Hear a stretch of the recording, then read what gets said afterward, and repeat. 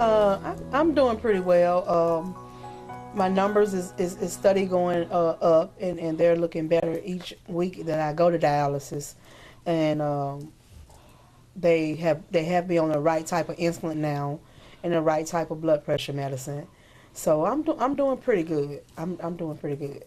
I'm just so excited about the rally. I'm excited about it to see people come out and to see people come together as a whole to try to correct the wrong. So, I haven't been asleep all night. I'm just excited about that, to get that on the way, because, it's exciting to actually be here, because all the other ones, we was incarcerated. So just to be here and be a part of this is just amazing. Yes, this is our first rally. And, we seen it on TV because, like James said, we was incarcerated. So we seen it on TV and seen all the people. So to actually be here it's so exciting. And me or her couldn't even sleep last night, because it's so many people, have been fighting for us. And we want to get a chance to show, our appreciation. And we want to get a chance to meet them, because we never met them.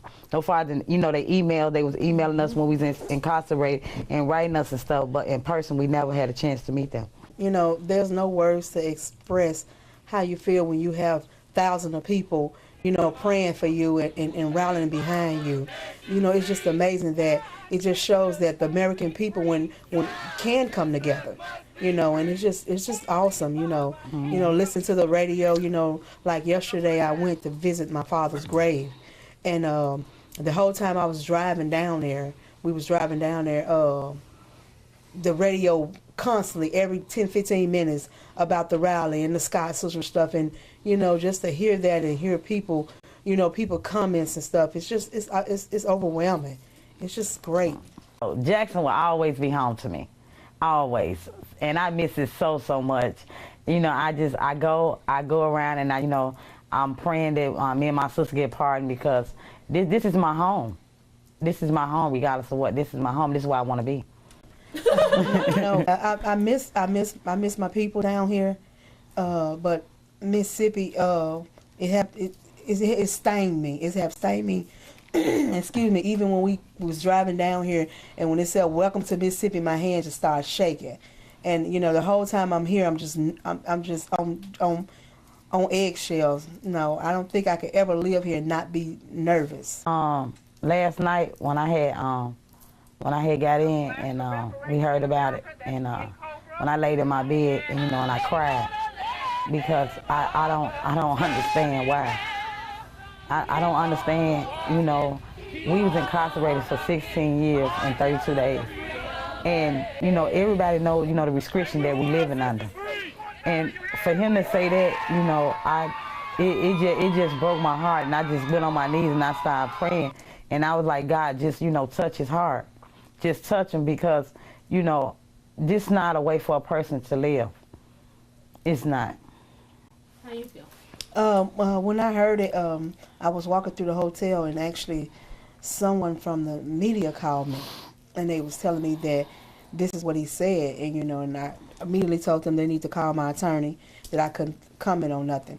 But then when I seen it on the news last night, it didn't faze me none.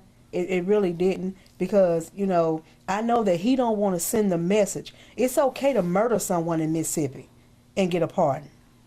And if he want to send that message, then we ready to proceed it. But, wherever he's trying to do in his future, his political future, every corner that he turn, someone always going to bring up the Scott Sisters.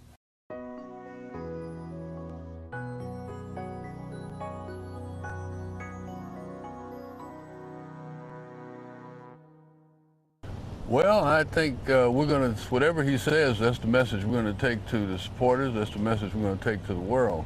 I think that perhaps the people who he's trying to get to vote for him for president would like to know that he doesn't want to save any space in order to consider releasing from parole 2 women who have spent 16 years in jail for allegedly being involved in a crime involved $11 at the same time that he's pardoned 5 men, 4 who have killed their wives or their girlfriend, and 1 who has killed a 91-year-old person. So if that's the kind of comparisons that he wants to be made in terms of his legacy as governor and in terms of his partitioning to become part of the national hierarchy, then we'll certainly carry the message to the people that he gives it to.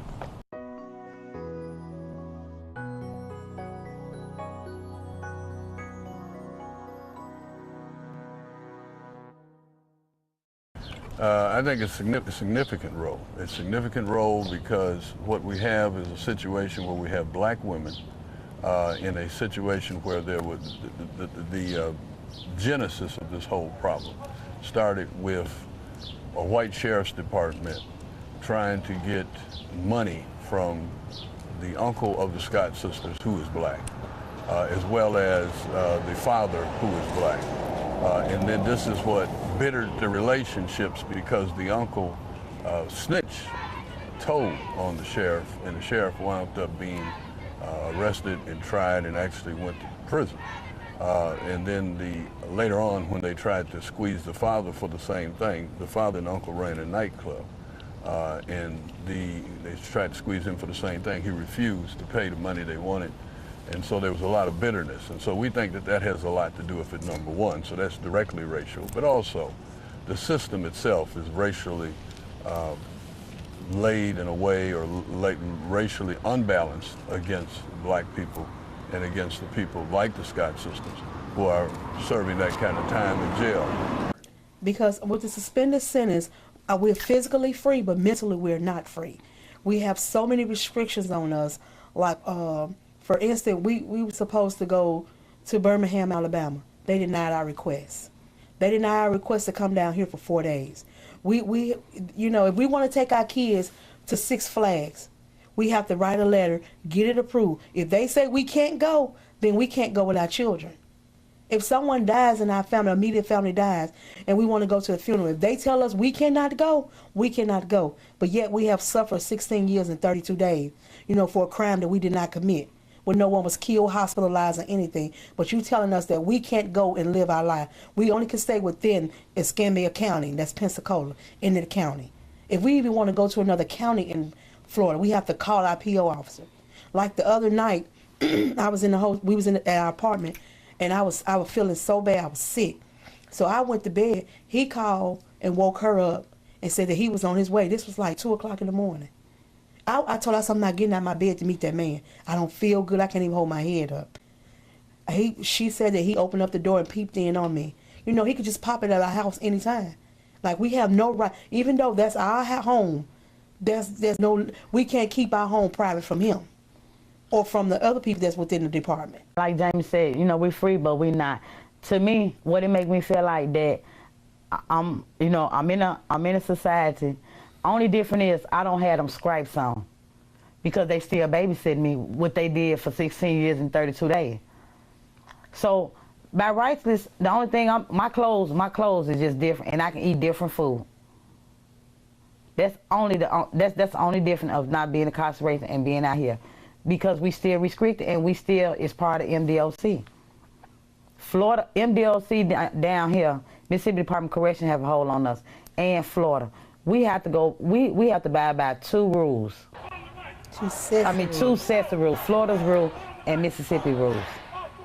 So I just don't have on the stripes, and I'm just not walking in tubes or sleeping in a steel bed or living under maggots and mold and sewage.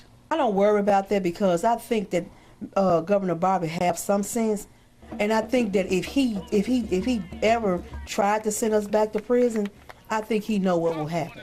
I'm not worried about that at all, because if one thing that, you know, whoever told him to make those rules, to me they weren't very educated, because you cannot, I don't care, you say a year, like my kidney doctor say, he told me, he said, I don't care what the governor said, he's not going to force us to do something. We're going to make sure you are healthy before we do this transplant. He's not going to put no restrictions on us, because we have the medical degrees, not him. And he said, I'll write him a letter personally and let him know that. He's not going to put no stipulation on it. He said, I want you healthy before we start cutting on you. He said, I'm not going to do that. So, you know, it might not happen in a year. And I'm not worried about it. Yeah, I want to get off that machine so bad, but I'm not just going to get butchered up to satisfy anyone. You know, I'm not going to do it. Well, we're with this program. It's the name of the place is Pensacola. It's in Pensacola, Florida, and it's called Thin and Healthy. In the program, no, I never had faith in none of them programs, but this program actually works. And what we do is we go every day for exercise, and they give us meal plan. And in 2 weeks' time, I have lost 14 pounds on this. And then my dialysis numbers is great now. Ever since the weight been coming down, I haven't had that much fluid on me, and it's been wonderful.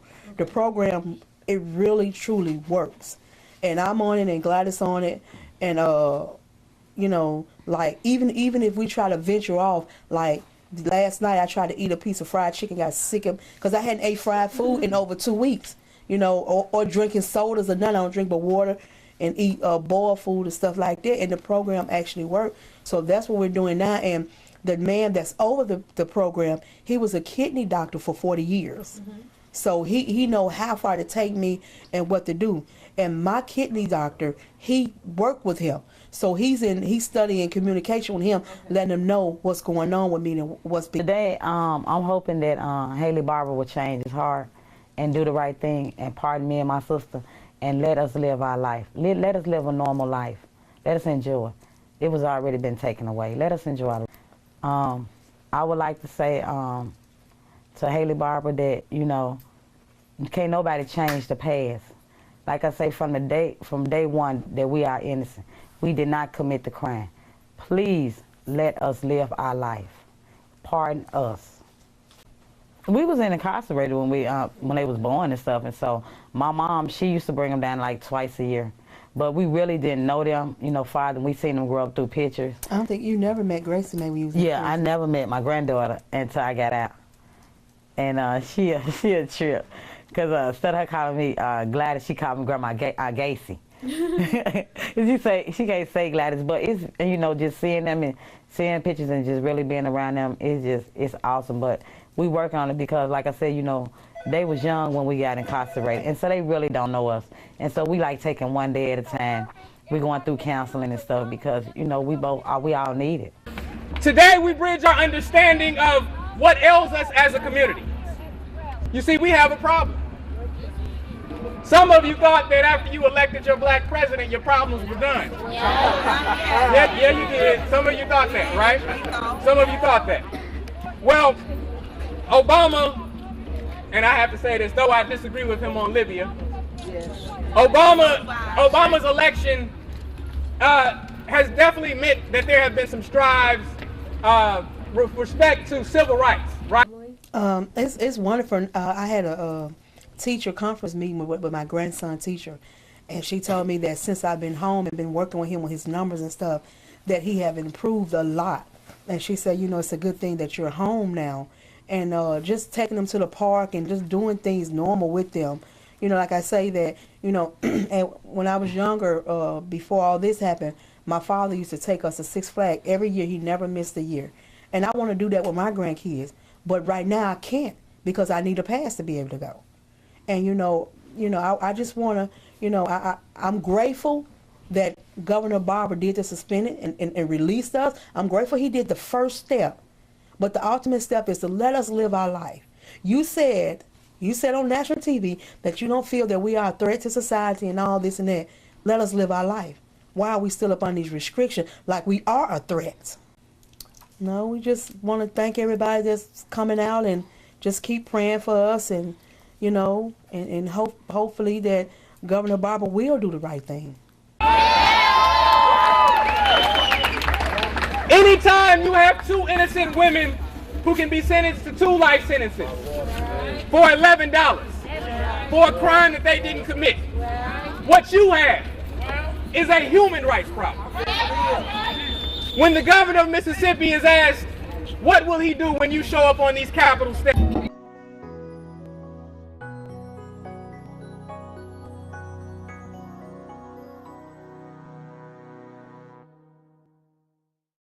I worked on their case in '95. This was after they were found guilty at trial, and I picked up the case on appeal.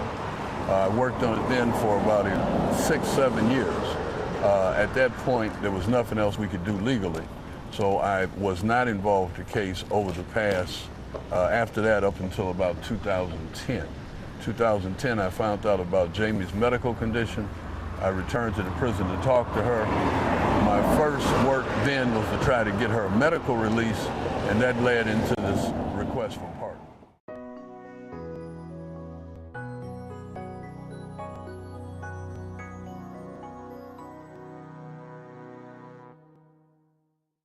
The goal for the rally is to mobilize support, to let the governor know that people think it's important that he pardon the Scott sisters. That's the specific goal as far as this case is concerned. It's also to give the Scott sisters an opportunity to thank the people who have helped them over the years in terms of giving them support so they could ultimately get out of prison.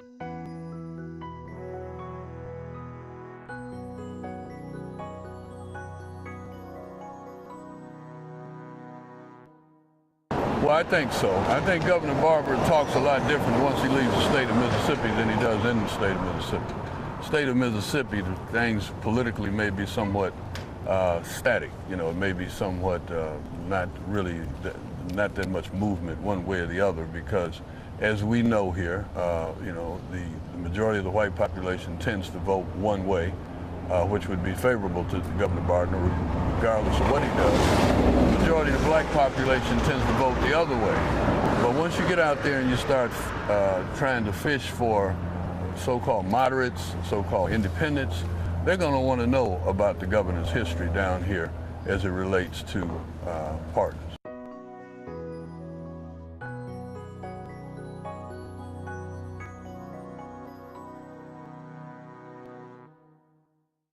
Oh, well, I just want to just tell everybody that to keep following us, keep supporting us. There's going to be a number of other events in order to try to get support for them to get out, and we appreciate all the support. And if you get this message before the demonstration, come on out to the demonstration. Jackson, stay here.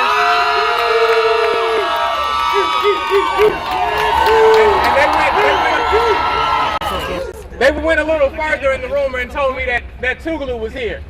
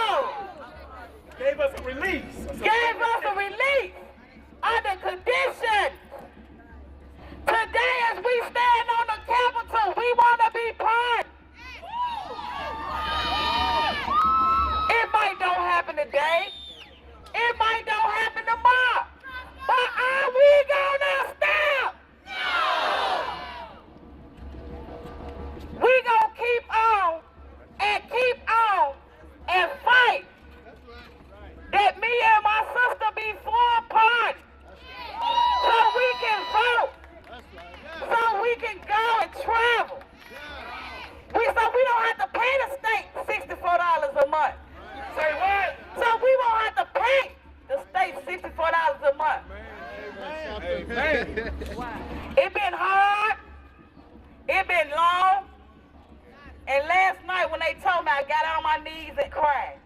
Because he said, hold the space. It ain't gonna be no space in there. But I know that it's a God up above.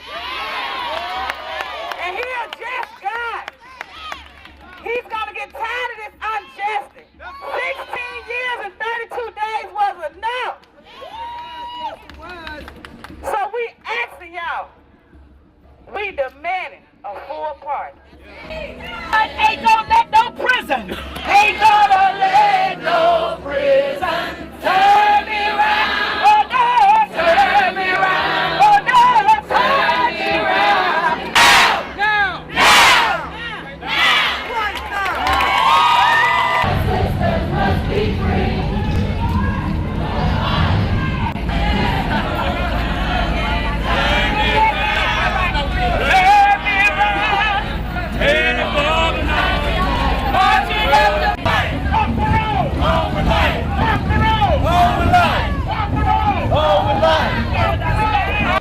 Pressed through walls of antagonizing words and belligerently evil hearts.